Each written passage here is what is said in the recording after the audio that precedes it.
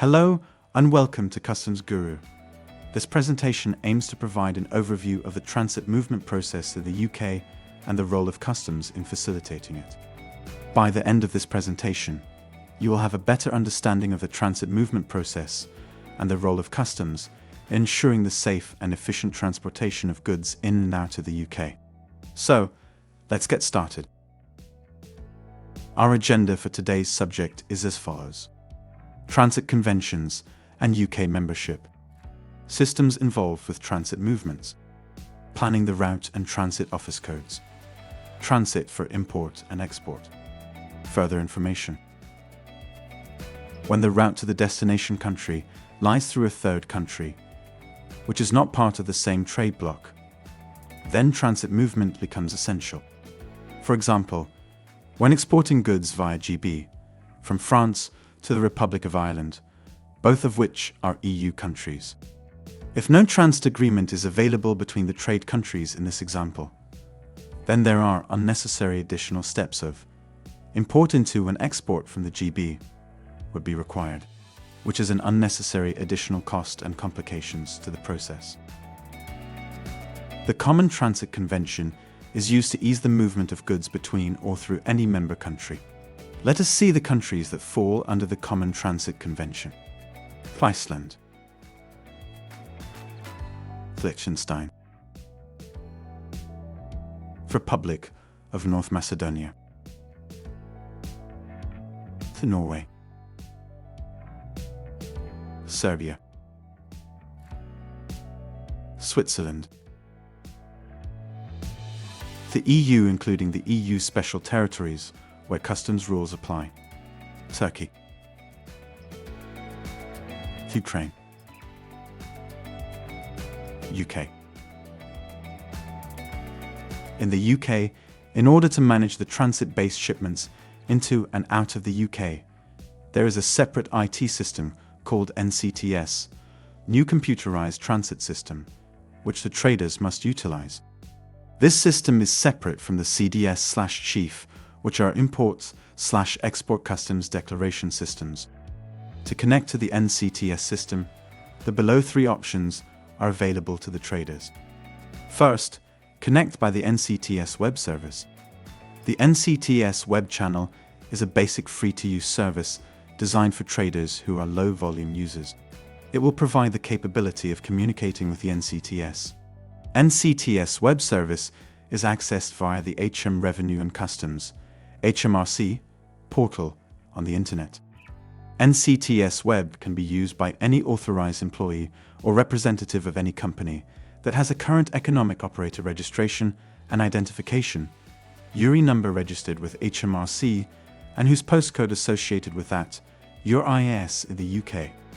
To use the service, you will need a computer with a working internet connection and a suitable web browser. Second, connect by Electronic Data Capture Service X. You can enter the goods to transit via the X, which provides more advanced features for users who use their own in-house or commercially available software. You will require an IT capability to make electronic declarations by electronic data interchange, EDI, to the NCTS and to exchange the necessary messages with the system. You will also require a software solution for the constructing and translating of the electronic data interchange for commerce and transport, EDIFACT, messages that the NCTS requires. Third, connect by the NCTS Extensible Markup Language, XML. The XML allows you to structure, store, and exchange data. This means that it would be used for both message transport and data representation. It will overcome many of the problems associated with email. Using the XML route means sending and receiving EDIFACT messages wrapped with an XML envelope. This route is available if a trader decides to purchase or develop their own software. The NCTS online XML route contains full technical details. Planning the route and transit office codes before generating the transit accompanying document, TAD. It is important to plan and decide what route the shipment is going to take. Once this is concluded, when generating TAD documents for any transit movement of shipments, import or export, The transit office codes for 3 different transit offices need to be mentioned in the TAD document. These offices are Office of Departure. This is the office where the goods are presented for transit. Office of Transit. This is the office where the goods will pass through during the transit movement. Office of Destination. This is the office where the goods will be released from transit. It is crucial to mention the correct codes for these offices in the TAD, otherwise the TAD will not be generated. Once the TAD is generated, it must accompany the goods throughout the transit movement and must be presented to the relevant customs authorities at each transit office. It is very important that the correct codes for these offices are mentioned in the TAD, and otherwise the TAD will not be generated. Please contact Customs Guru at www.customsguru.co.uk if you would like to receive this list of transit offices in the UK and EU. Let us now understand how the transit movement works for exports from the UK and the imports into the UK. Direction of movement. This refers to shipments that are being exported from the UK to another country. In other words, the goods are leaving the UK and entering a foreign country, while importing shipments are being imported into the UK from another country. In other words, the goods are entering the UK from a foreign country. Required documentation. For transit exports and imports, a T1 transit accompanying document is required. This document incorporates the relevant export entry or entries for the shipment.